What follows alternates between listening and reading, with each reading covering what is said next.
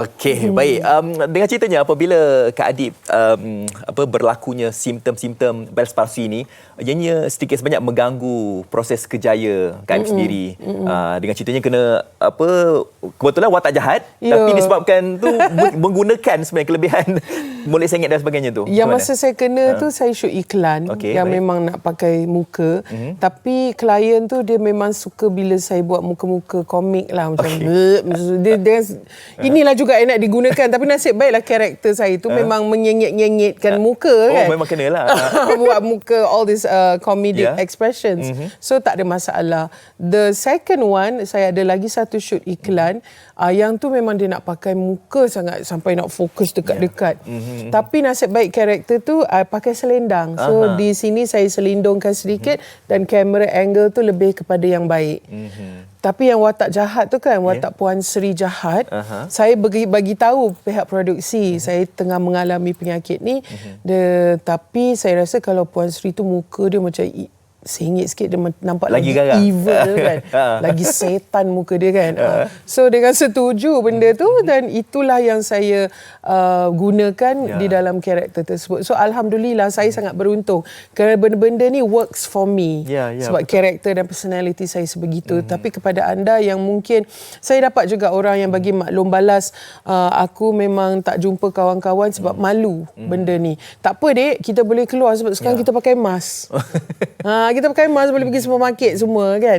So jangan malu, yang penting sekali dapatkan rawatan dengan segera. Jangan tunggu-tunggu, jangan tengok Google, jangan tengok YouTube sahaja. Pergi jumpa doktor. Sebab kadang-kadang ada di antara kita yang macam tak terfikir yang kes sebelum ni mungkin kita tengok orang lain kena, macam aku ni tak kena kan. Mungkin mereka tidak mengetahui tentang perkara itu. Macam Kak Adib sendiri.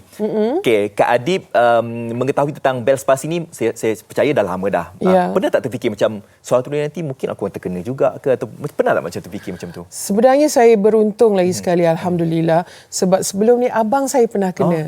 So bila saya dapat simptom tu, I already have the awareness. Saya ada kesedaran itu dan saya tanya abang saya, adakah you punya simptom adalah ini dan dia confirm memang benda ni yang terjadi. So itu yang menyebabkan saya bergegas ke hospital setelah shoot 2 hari itu. Kepada yang tak ada awareness, mungkin yang macam Fazli cakap, alah benda ni tak ada apa kot kan. Kita tak kena. Jangan, bila sengit tu, inilah yang kita nak persembahkan kepada orang yang tersayang, nak senyum ke apa, ke nak bermanja, semuanya ekspresi kita ada di sini. Inilah pentas kita kan. Ataupun Kak Adib, kadang-kadang mereka macam terfikir, bila mereka lihat, mungkin mereka dah baca, doktor dia cakap, tak apa, dia sebulan boleh baik, 3 minggu boleh baik. Mungkin dia boleh baik naturally, boleh baik dengan sendirinya. Tak boleh. Tak boleh. Saya rasa tanpa yang mana kena infection, tanpa perubatan, saya rasa benda tu tak membantu. Dan hanya kerana kita tengok di media sosial, orang cakap buat macam ni, orang cakap buat macam tu, saya rasa benda tu akan lambat. Ya, betul. Sejujurnya, saya masih lagi menyarankan dengan sekuat-kuatnya pergi jumpa doktor. Sebab kita kena tahu apa sebab dia. Macam Dr. Azmi cakap tadi, adakah kita mengalami stroke? So dengan berjumpa doktor, kita akan dapat ketahui benda tu. Adakah kita bermasalah jantung, bermasalah tekanan darah tinggi dan sebagainya? Ataupun adakah ia hanya saraf saja? So alhamdulillah benda tu memang saya dapat diperiksa dan barulah doktor confirm itu adalah Bell's palsy. Barulah dia dapat nak buat macam mana, nasihat-nasihat dia. Kaedah rawatan macam mana kan? Rawatannya. Makin lama makin sihat Kak Adib. Tapi alalang kita ada Dr. Azmi dekat sana. Mungkin Kak Adib ada persoalan yang mungkin nak ditanyakan lagi, apa-apa berkaitan dengan Bell's palsy, ada ke? Ada sebarang mungkin persoalan? Tak ada. Tak ada. Okey, saya tanya Dr. Azmi kat sana kan. Ada. Okey, silakan doktor soalan. Ada ubat vitamin kan makan? Ada.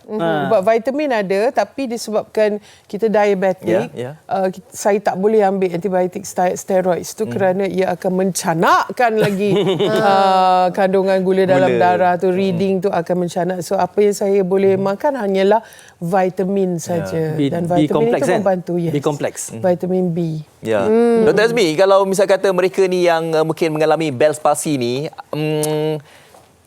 adakah mereka punya wajah, otot dan sebagainya ni akan kekal macam tidak boleh baik?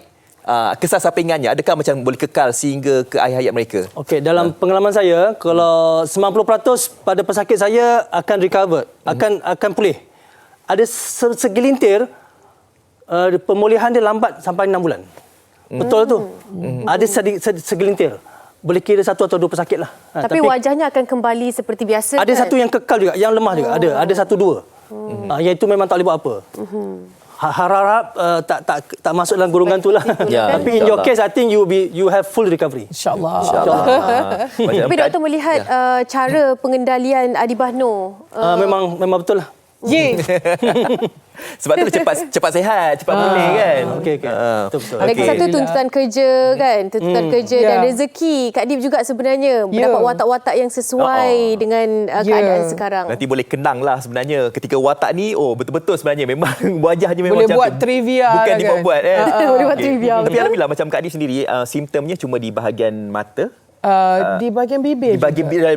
bibir. Tapi macam doktor sebut tadi, di bahagian hujung lidah. Ya. Ada terasa juga. Memang ada kebas dan selalu yang terkumpul makanan tu, saya dinasihatkan untuk lebih mengunyah di tempat yang lemah itu. Memang macam terkumpul macam monyet. Macam monyet bila makan dia kumpul dekat pipi ni kan. Memang jadi macam tu. Okey, baik. Tapi tak apalah kan. Apabila kita dah bagi tahu tentang perkara ini, mungkin mereka dah ambil effort kan, ambil tindakan dah sewajarnya. Kata-kata Kak Adib, mungkin mereka yang mungkin peminat Kak Adib sendiri kan, mungkin mereka nak mengetahui dengan lebih lagi ataupun nasihat kepada mereka supaya mereka ni cakna tentang Bell's palsy ini. Silakan Kak Adib. Terus berjumpa dengan doktor dengan segera supaya dapat diagnosis dengan betul dan supaya kita dapat buat fisioterapi. Jangan consult doktor Google dan doktor YouTube. Jangan buat itu saja. Dan setelah itu ramai juga yang akan menawarkan suplemen itu dan ini. Jangan terus ambil, jangan terus beli tanpa nasihat doktor. Betul. Sebab kadang-kadang orang nak jual suplemen je kan. Dia boleh cakap macam-macam. Saya punya mak dah guna ni terus elok dan sebagainya. No, mesti consult doktor dan buat saja apa yang disarankan oleh fisioterapis kita. Kita mampu mengubah. Sempat gitu. Okey, terima kasih diucapkan kepada Kak Adibah Noor ya, dan juga terima kasih diucapkan kepada Dr. Azmi Abdul Rashid, pakar perunding neurologi Hospital Pakar KBJ Rawang Damansara. Terima kasih doktor dan juga Kak Adib. Tapi saya sempat tengok IG Kak Adib, sebutan untuk bomber, bukan bomber tapi Bomber. bomber. Silent B ya. Okey, kita nak berhenti berehat seketika.